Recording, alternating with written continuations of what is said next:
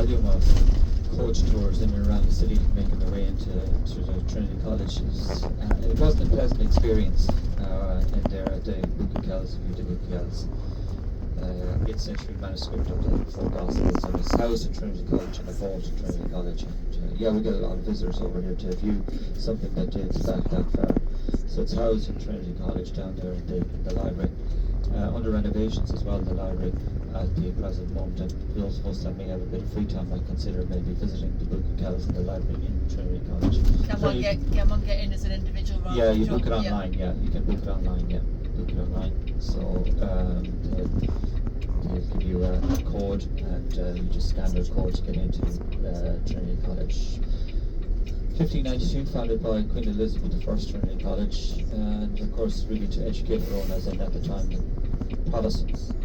And today, you know, Trinity College is up there, up nearly in the top 100 universities in the world now, so it's climbed up world rankings. I suppose the reason for that is the level of investment they put into Trinity College, in particular the science lab, over the last number of years.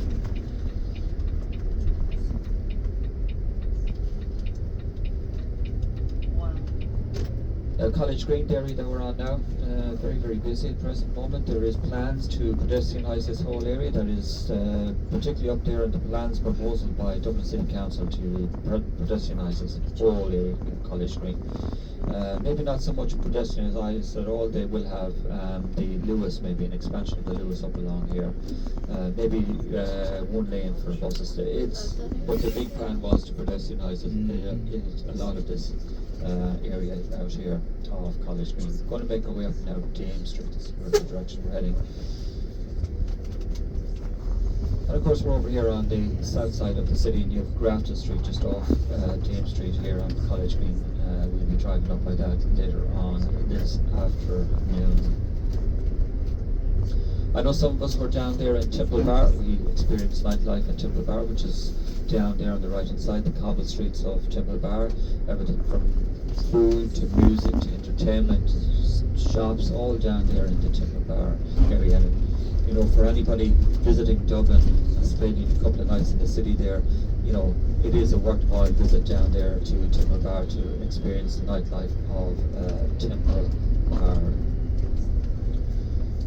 George Street up on the left hand side. I suppose if you look up to the left once you go through the lights there, you might see some of the pride flags flying up along here. The LGBTQ plus, I think I've everybody covered there. George's Street and the George nightclub, and we have the pride flags flying there on George's Street. Start to make our way up now this raised gravel ridge, and it was up here where when the Normans landed here, that they built the castle, and Dublin Castle that resides up here on the left hand side. It looks nothing like a castle today, you know, because over the centuries bits have been added onto it, chopped off, windows blocked up, doorways knocked out, so it doesn't look anything. So as we go through the lights on the left hand side, the entrance into Dublin Castle, again, you know, I know Rachel is hanging back here for a day or two.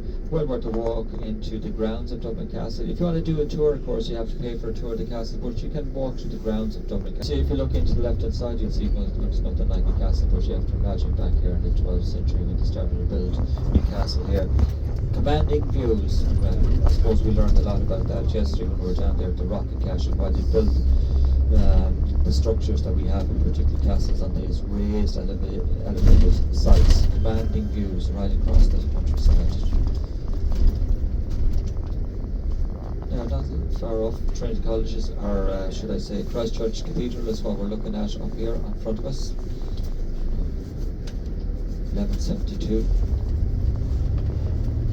Strongbow, Charles the Clare, that led the Norman invasion into Ireland in the first place here. Here, that Norman night.